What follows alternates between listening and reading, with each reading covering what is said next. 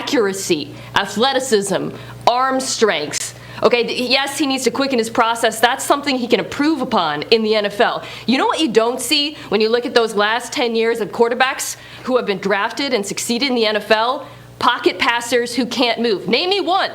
Name me one. All I ask is one pocket passer drafted in the last 10 years who has been great. Heck, one pocket passer, and by the way, we're talking pocket passers, Joe Burrow can move, Justin Herbert can move, so get out of there with that. One pocket passer who has gotten a second contract from the team who drafted him in the first round. It's Jared Goff, and we know how that works. So in picking Mac Jones, which it seems like where there's going because Kyle Shanahan knows best, and you know what, that's his prerogative, they are going against recent history. They are making a big bet. Stephen A. mentioned Drew Brees and Tom Brady. Those are the only two, quote-unquote, immobile quarterbacks who finished top 10 in QBR. Are you betting that Mac Jones is Tom Brady or Drew Brees?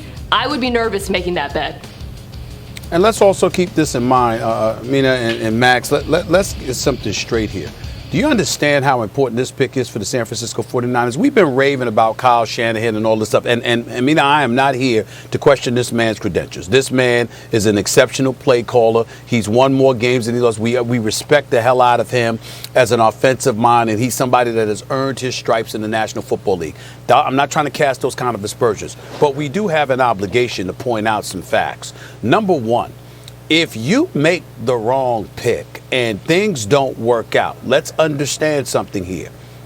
You will have had 4 losing seasons. For example, if you don't win next season, you will have had 4 losing seasons in Shanahan and Lynch's 5 years in San Francisco.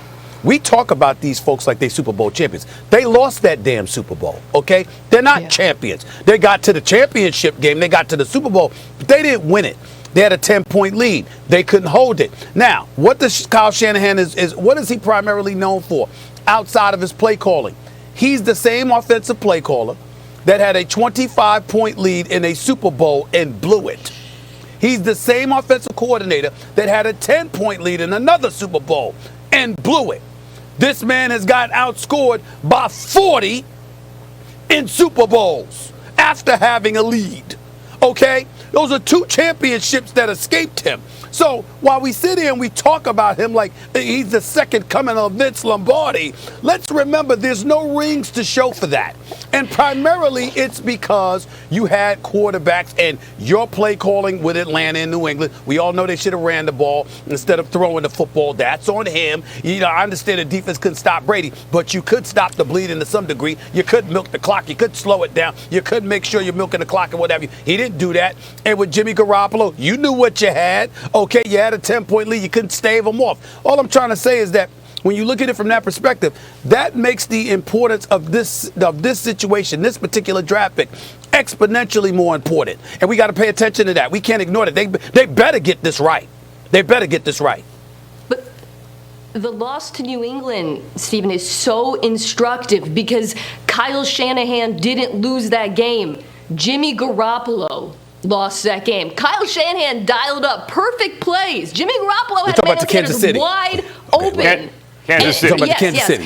And this, to me, pardon me, Kansas City. As we're looking towards this decision, that's a perfect example of distinguishing Kyle Shanahan, the play caller, from Kyle Shanahan, the quarterback evaluator. Because he dialed up a perfect game, and his quarterback, who he picked, let him down. So when we look at his record and his ability to make the right decision here, again, to me, play calling, I have no questions. I will not question that man. Yes, he made mistakes in the Super Bowl with Atlanta, but evaluating, I think we're totally justified in questioning what he's done there, and the Super Bowl that you referred to is perfect evidence for that.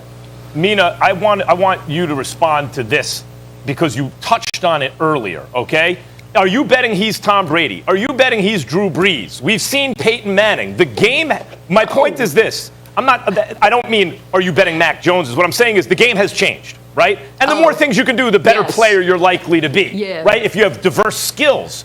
But my point is there will be another Drew Brees, Tom Brady, Peyton Manning, highly successful quarterback. As leagues change, we can still see a back-to-the-basket dominant player in basketball or a singles and doubles hitter who gets on base a lot in baseball, who doesn't strike out a lot. That's still possible. So if the teams pass on that kind of guy constantly, you'll never find him.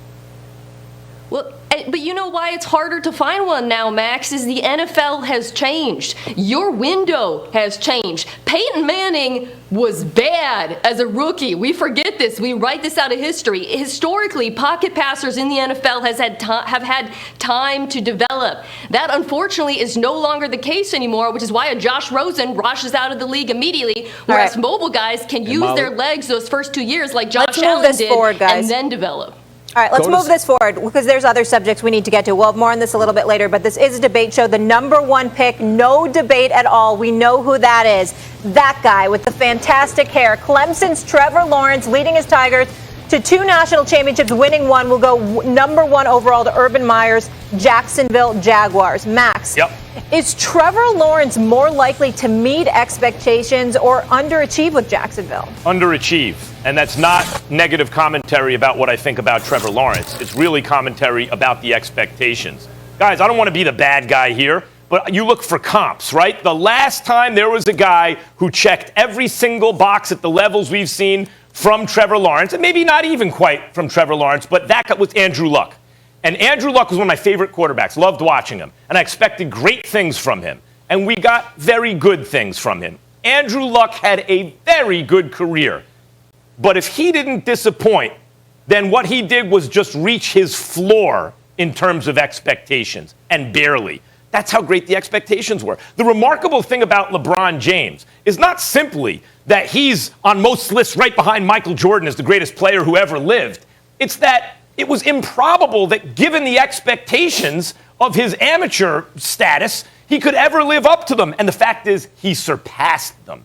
That is rare. That's not the rule. That's the exception.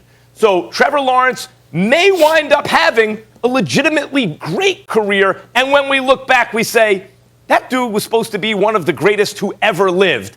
And he was just, a 5-time Pro Bowler. We expected more. I would say more likely to underachieve relative to the expectations.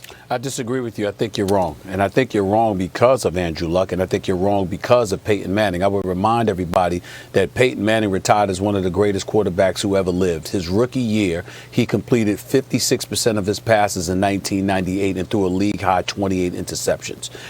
He struggled his rookie year.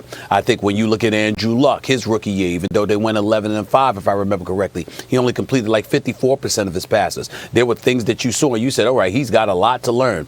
But in the end, you had people crying about the fact that he had abruptly announced his retirement because they looked at the Indianapolis Colts, assuming they were going to be led by him because he had basically, graduated from some of the injuries that he had suffered. And they thought, hey, we've got a Super Bowl contender here. We've got somebody to rival to Patrick Mahomes and others. And then he ended up choosing not to play and announcing his retirement after a preseason game. The reality of the situation is that when you look at Trevor Lawrence and you combine that with the greatness that we've seen, albeit on the collegiate level, from Urban Meyer, I definitely think when you look at Trevor Lawrence, his height, his ability to look over opposing defensive linemen and even over his own offensive line, the vision that he'll have because of that, the arm strength. And by the way, he showed in college on several occasions, including the National College Football Playoffs, that he's got some wheels on him himself. He can run with the football, not just throw. I think you take all of those things into consideration, his height, his football IQ, his visibility, his arm strength, how he can read through his progressions, how he can make and extend plays, his pocket presence and awareness.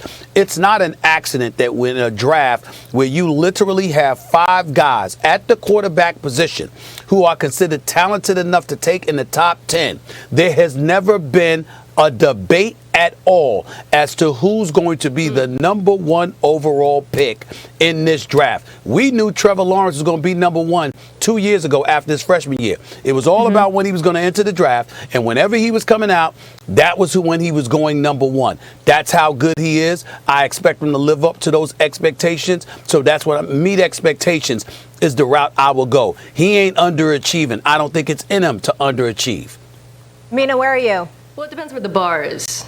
I mean, if the bar is, John Elway, Peyton Manning, who's being comped to, I am taking the under because I am a realist and live on planet Earth. And everything Steven said is right about Trevor Lawrence, his skill set, why he's the unambiguous #1 overall pick. But here's the thing. For a quarterback to have that kind of Hall of Fame career, it's not just about the quarterback. A lot of things have to go right. Tom Brady is the greatest football player of all time. He also ended up with the greatest football coach of all time.